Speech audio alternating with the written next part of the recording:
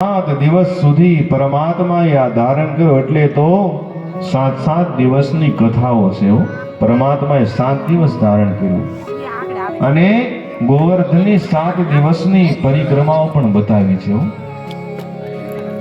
અને આજે પણ બેટ દ્વારકામાં જાય તો ભગવાનને ભોગો પણ આવા જ લાગે. ગોવર્ધન એટલે ઇન્દ્રિયોનું દમન. મારા અને તમારા ઇન્દ્રિયો પર દમન એ ગોવર્ધનની પૂજા છે. ભગવાન પણ 7 દિવસના હતા. 7 દિવસ ધારણ કર્યો અને પરમાત્માએ ગોવર્ધનની 7 દિવસની પરિક્રમાઓ પણ બતાવી છે. અને આજે ગોવર્ધન ધારણ કર્યો. બધાએ પૂછે કે પરમાત્મા કેમ આ ધારણ કરશો? પરમાત્મા કે આના મંત્ર પણ મારી પાસે છે આ ધારણ કરવા. ગિરિરાજ કોણ હતા? આપને એમ થાય કે આ ગિરિરાજ એટલે કોણ? તો નાભાજી એના ગ્રંથની અંદર લખે છે કે આ ગિરિરાજ હતા કોણ? 5 વર્ષનો નાનો દીકરો આંધળો હતો. જંગલમાં એના માતા પિતા મૂકે અને આ નાભાજી હતા. હનુમાન વંશનો એક દીકરો છે નાભાજી. નાભાજીને જંગલમાં મૂકી અને એના માતા પિતા ચાલ્યા અને 2 સંતો મળ્યા. શું? નાભાજીને પોતે આંધળા હતા. સુરદાસ ન દેખાય એને ગુરુ મળ્યા.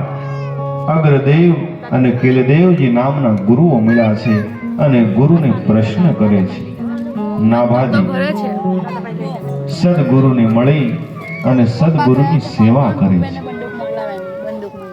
ગુરુને કહે કે હે સદગુરુ, આવી મને આંખ શું લેવા આપ્યું? તમે જગતને એવું જોઈ નથી. એક તો આંખ પરમાત્માએ મને શા માટે આપી?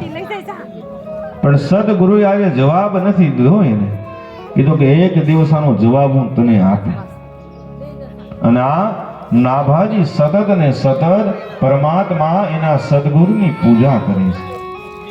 અને એક દિવસ એના ગુરુ પૂજામાં બેઠા છે અને ગુરુનો એક શિષ્ય હોય. હું એના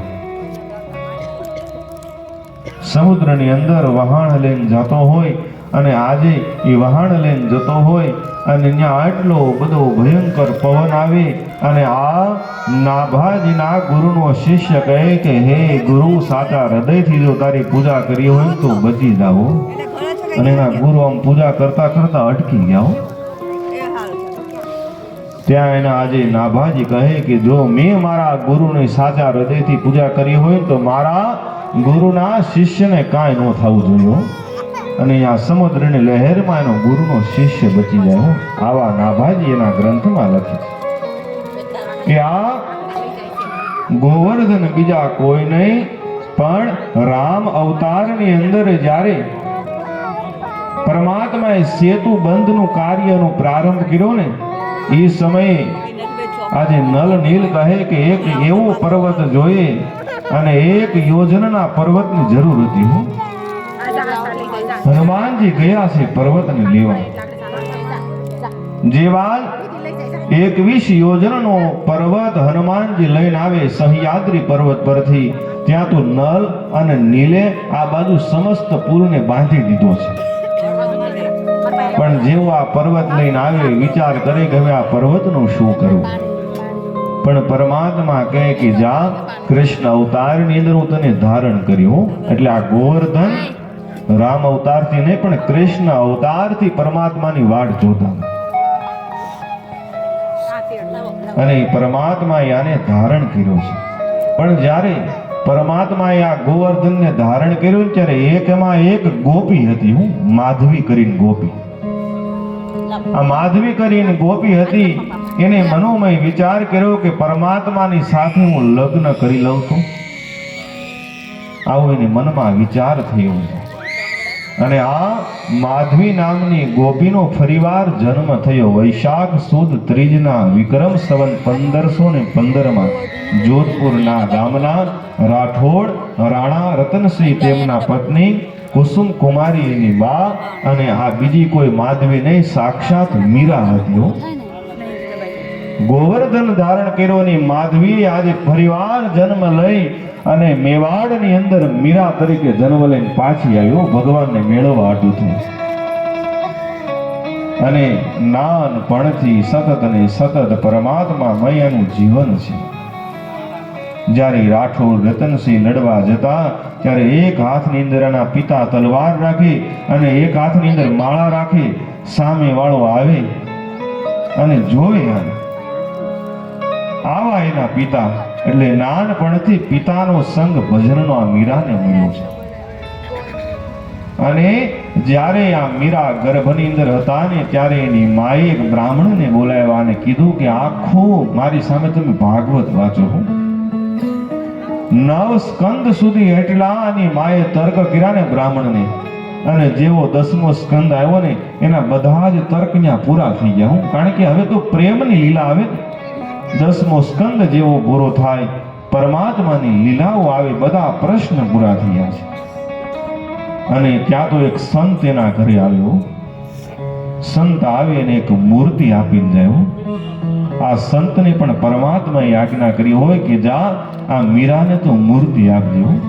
અને આ મીરા આખી જિંદગી મૂર્તિને રાખી છે. પૂર્વ જન્મની અંદર ભગવાનના દર્શન કર્યા હતા, પણ કેવા ગોવર્ધન વાળા. એ જ ગોવર્ધન મૂર્તિ આજે સંત આપીને જાય છે મીરાને. અને એ જ પરમાત્માને જોયા અને પૂર્વ જન્મ પાછો યાદ આવી ગયો આ મીરાને. અને સતત આજે મીરા પરમાત્માનું ભજન કરે છે. એક રાધા એક મીરા દોનો ને શ્યામ કો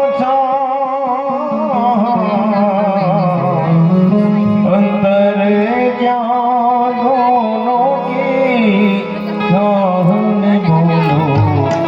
एक प्रेम दीवानी एक रस दीवानी. एक प्रेम दीवानी एक रस दीवानी. एक राधा एक मीरा अंतर क्या दोनों की शान बोलो.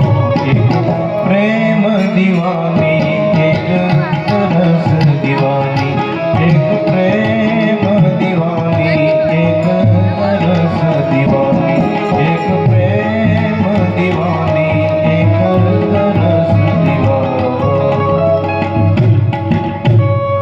આવી મીરા સતત ગોવર્ધનની પૂજા કરે. અને એક દિવસ ગામમાંથી જ્યારે જાન નીકળતી હતી ને, અને માને પૂછ્યું કે માં આ શું છે? આ કોણ જઈ રહ્યું છે ઘોડા ઉપર? કે એ તો વરાજો છે. ત્યાં તો મીરા કહે કે મારો વરાજો કેદી આવશે? ખૂબ જીદ કર્યા છે મીરાએ. અને માં કહે આ ગોવર્ધન જે તું હાથમાં લે છે ને એ જ તારો વરાજો છે. અને નાનપણથી એને મનમાં ધારી લીધું કે આ જગતનો પતિ એ જ મારો વર છે.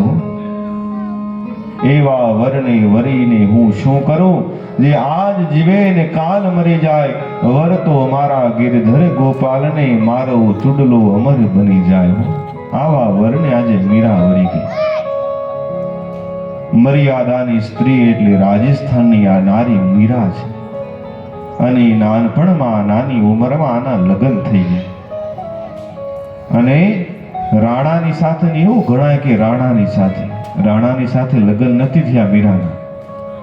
રાણા સાંગાના પુત્ર એટલે ભોજ રાજની સાથે આના લગ્ન થયા હતા. આજે ગણાય કે રાણાની સાથે થયા નહીં. આ મીરાના ભોજ રાજની સાથે લગ્ન થયા અને લગ્ન થઈ અને આ મૂર્તિ પણ આજે સાથે લઈ ગઈ છે. અને સતત પરમાત્મા ગિરધર ગોપાલની બની છે. જ્યાં પણ જોવે ને ગિરધર દેખાય. અને પેલા દિવસે જેવું બન્યું કે એના સાસુ એના કુળદેવીના મંદિરે દર્શન કરવા લઈ ગયા. અને આને તો હાથમાં ગિરધરની મૂર્તિ લીધી છે. वल्लभ विठल गिरधारे यमुना जी के बलिहारे. वल्लभ विठल गिरधारे यमुना जी में बलिहारे. वल्लभ विठल गिरधारे यमुना जी के बलिहारे. वल्लभ